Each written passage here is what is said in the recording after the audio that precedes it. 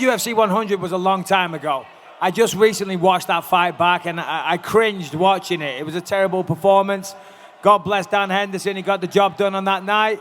As we all know, he was cheating. He was on testosterone replacement therapy, but yet he's still fighting now. He is a marvel of modern science. The guy is cured. His testosterone levels remarkably came back up, and he's still able to continue. Him and Vitor Belfort, you know, check these guys out. They're amazing what their bodies have done.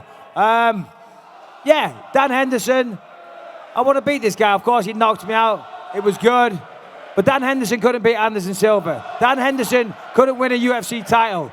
Dan Henderson is famous for one thing. That's knocking me out at UFC 100. I made your career, Dan, and after UFC 204, that will be eradicated. Well, for me, it's never been anything personal.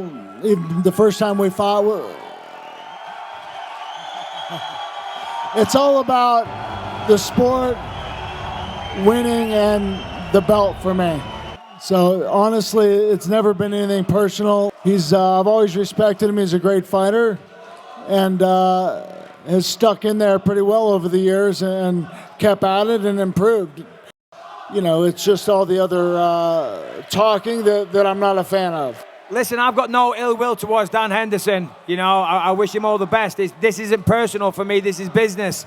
But Dan Henderson is not going to win this fight. We all know this. He ain't going to win. He's a one-trick pony. He's got a right hand. He's old. He's slow. I'm too fast. I'm the better fighter. God bless him. Good for him. He's had a good career. We all know he ain't going to win this fight. Chris Weidman said recently that he feels embarrassed telling people that you're the champion of the division he was once champion. What's your response to that statement? Yeah, I think Chris Weidman should be embarrassed that he got his ass kicked off Luke Rockhold, the guy that I knocked out in 2 minutes, incidentally. I think that's what he's embarrassed about. Chris Weidman, you know, I mean, for a guy that spouts on about Jesus and all this, he needs to take a good long look in the mirror because he's kind of acting like a these days. And Weidman, win a fight, and you'll get yours, don't worry.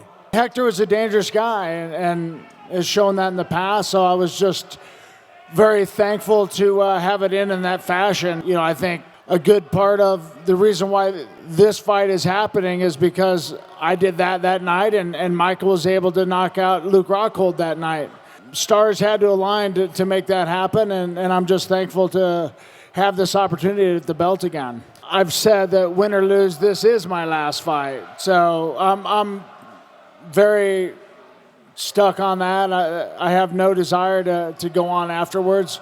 Win or lose, obviously I'd like to finish with that belt. That would be an ideal ending for me, but you know, I'm ready.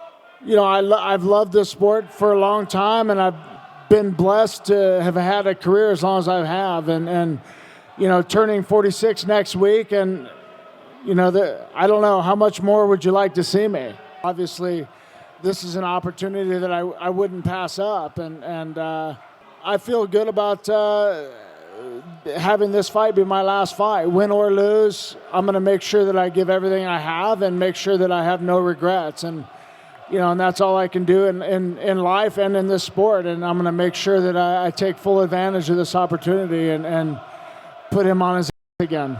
Of course, there's a lot to lose. You know, I'm very proud to be the world champion. I plan on hanging on to this for a long, long time. Me and Dan have history. There's a story there. A lot of people want to see it. The reaction to the fight when it was teased on social media was very big. I get a chance for revenge. I get to get that one back off Dan. And if I lose, yeah, of course, come on. It doesn't matter who it is. If I lose, I lose. I lose the belt. Simple as that. So that's not good. So regardless of the opponent, I got to win this fight, regardless. Okay, and just